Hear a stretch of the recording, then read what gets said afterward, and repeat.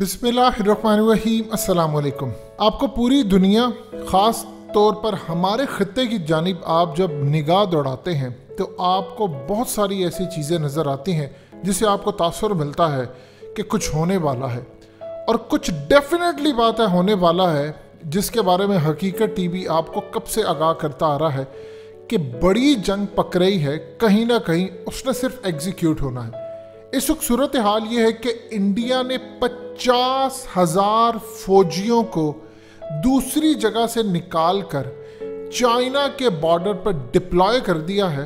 इस वक्त इंडिया ने अपनी पूरी पाकिस्तान और चाइना के बॉर्डर पर दोनों साइड पर फौजों की तादाद बढ़ाकर 2 लाख फौजें तैनात कर दी हैं। ये छोटी बात नहीं है। इस वीडियो की अहम डिस्कशन चलती रहेगी, लेकिन इससे पहले आप वीडियो को लाइक करें, हकीकत टीवी को सब्सक्राइब कर लें और बेल आइकन पर जरूर क्लिक करें। चाइना की जानिब और पाकिस्तान की जानिब दोनों फ्रंट पर इंडिया ने 2 लाख अपनी फौज डिप्लॉय कर दी है, जो कि तकरीबन पिछले साल के मुकाबले में जो डिप्लॉय की थी उससे 40% ज्यादा है। इस वक्त मोदी ने जो ऑर्डर जारी किया है उसके मुताबिक 2 लाख फौज आ चुकी है। स्क्वाड्रन्स ऑफ फाइटर जो जेट्स हैं इनके, वो भी इन्होंने 3 डिफरेंट एरिया बॉर्डर की साइड पर इस वक्त तैनात कर दिए हैं। इन्होंने एयर डिफेंस सिस्टम लगा दिया है, इन्होंने अपने जहाज वहां पर डिप्लॉय कर दिए हैं, और इसके अलावा पाकिस्तान की साइड पर जो इनकी बॉर्डर की फोर्सेस है उनको मुकम्मल तौर पर हाई अलर्ट कर दिया है। और इसके साथ इनकी तमाम एयर बेसिस जो बॉर्डर के साथ इन एरियाज में कश्मीर और डिफरेंट हिमालयाज और हर जगह लगती हैं, वहां पर मुकम्मल हाई अलर्ट इस वक्त जारी कर दिया गया है।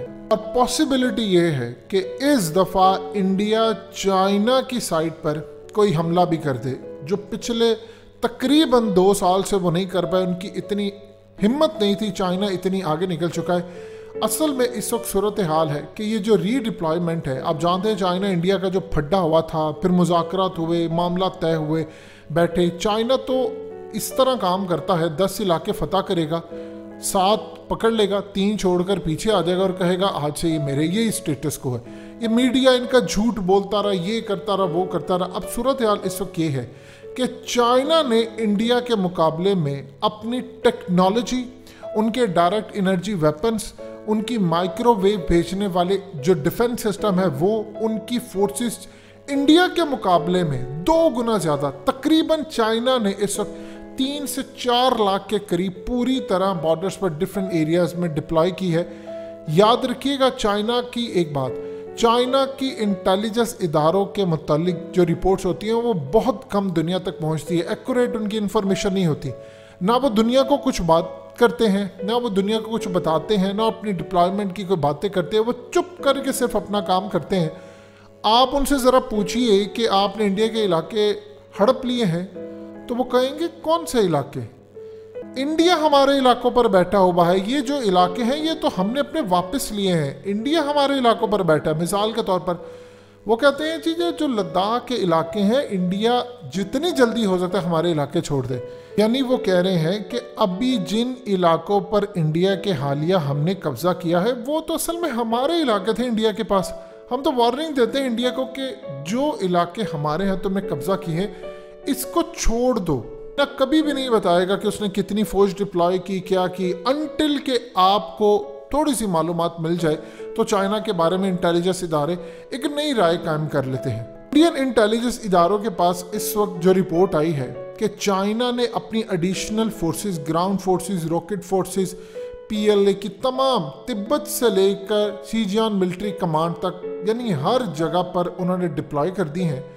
और इससे होगा यूँ कि जो डिस्प्यूटेड एरियाज हैं चाइना के और इंडिया के, असल में चाइना उनको इजीली कब्जा कर सकता। चाइना की नज़र है अरुणाचल प्रदेश पर और उन्होंने छोड़ना नहीं है, और अब वो लद्दाख लेने के लिए बाकी इलाका भी आ रहे हैं। इस पूरी सूरत हाल के अंदर चाइना ने असल में वहाँ पर buildings, bomb proof bunkers, house, fighter jets और उसके अलावा नई एयरफील्ड्स, उसके अलावा जितने डिस्प्यूटेड बॉर्डर्स हैं उन जगहों पर उन्होंने पूरी कंस्ट्रक्शन कर दी है।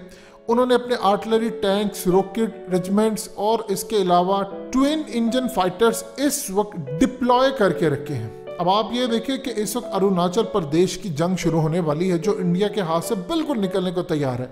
चाइना ने उसके सामने बुलेट ट्रेन बना ली है। बुलेट ट्रेन बनाने के बाद इस वक्त वो पूरी कोशिश कर रहे हैं कि किसी तरह हम इंडिया के इस इलाके पर कब्जा करें। अब इंडिया इस वक्त ये काम कर रहा है। देखिए, इंडिया को प्रॉब्लम ये हुई है, ये जो राफेल तैयारे हैं ये असल में हिमालय की जो साइट है उस पर वो प्रॉपरली काम नहीं करते। देखिए, दुनिया के अंदर याद रखिएगा, जब भी तैयारे और डिफरेंट चीज़ें बनाई जाती हैं, ये मिसाल के तौर पर अब फ्रांस की जो कंपनी है उन्होंने राफेल तैयारे बनाए। एक वो वर्जन है जो उनकी एयरफोर्स या वो खुद यूज़ करते हैं, एक होता है एक्सपोर्ट वर्जन जो पूरी दुनिया के लिए होता है। वो कुछ इस तरह का वर्जन बनाते हैं जो हर मुल्क में चल जाए। अब मिसाल के तौर पर आपने यूएई या कतर के अंदर वहाँ पर आपको इस तरह के हिमालय के पहाड़ी सिलसिले नज़र नहीं आते, तो फिर वहाँ पर क्या सूरत है? वहाँ पर तो सहरा है। तो इसलिए वो ऐसा तैयारा बनाते हैं जो ख़ास तौर पर किसी इलाके के लिए ना हो, यानी इतना हो जो हर मुल्क में चल जाए, कुछ कम जगहों पर कुछ ना हो।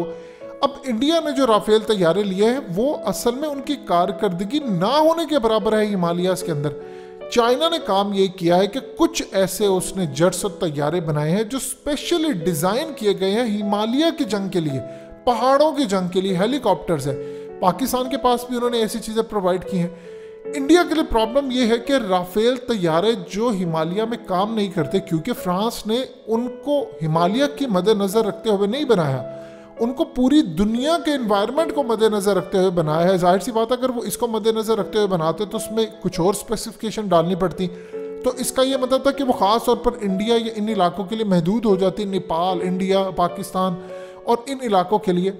लेकिन वो फिर आगे ना जा पाते, यानी वो आगे चलकर दूसरे ममालिक उसको शायद खरीदने में इंटरेस्टेड ना होते। तो लिहाजा उन्होंने कुछ इस तरह किया कि ओवरऑल सिचुएशन यानी पूरी दुनिया के लिए बनाई, लेकिन अब वो हिमालय में काम नहीं करते। अब यही प्रॉब्लम है कि अगर वहाँ पर इन्होंने डिप्लॉय किए तो उसके टुकड़े टुकड़े हो जाएंगे। यानी एक तो होता है कि आपने मार दिया, उसके इतने पीसेस होंगे कि हर पीस को गिनते गिनते भी कई दिन लग जाएंगे। इतना चाइना इस वक्त टेक्नोलॉजी में आगे निकल चुका है इंडिया के खिलाफ। इंडिया की जो नेवी है वो भी असल में वॉरशिप अपने डिप्लॉय करी है जो की सी की लेन्स हैं लॉन्ग ड्यूरेशन के लिए। इसी तरह बहुत सारी जगहों के ऊपर इन्होंने अपनी जगह पर डिप्लॉयमेंट करना शुरू कर दी है, चाहे वो एयरफोर्स की हो, ग्राउंड फोर्सेस की हो, नेवी की हो।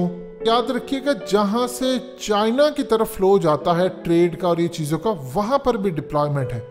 सो आप यहां से अंदाज़ा लगा सकते हैं कि कुछ बड़ा होने जा रहा है, तैयारी पूरी है। देखिए अफगानिस्तान की जो सूरत हाल है, अशरफ गनी को ब्लैक हॉक हेलीकॉप्टर्स दिए हैं 37 अब कि तुम मारो इनको, अफगान तालिबान को, और उनको मारो और साथ में तुम्हारे ब्लैक वाटर्स मदद करेंगे, पाकिस्तान तक जंग लेकर आएंगे।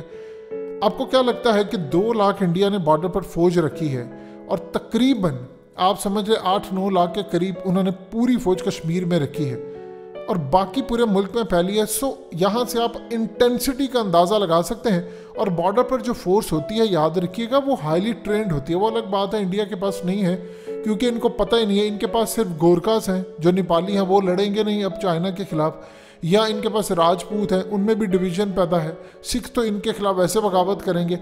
और रही बात इन्होंने तिब्बत के एग्जाइल के लोगों को चाइना के खिलाफ खड़ा करने की, तो वो तो डेफिनेटली बात है, वो लेकर आएंगे। लेकिन चाइना ने स्पेशल फोर्सेस तैयार की है। सो अफगानिस्तान के मार्के के साथ ये भी मार्का शुरू है।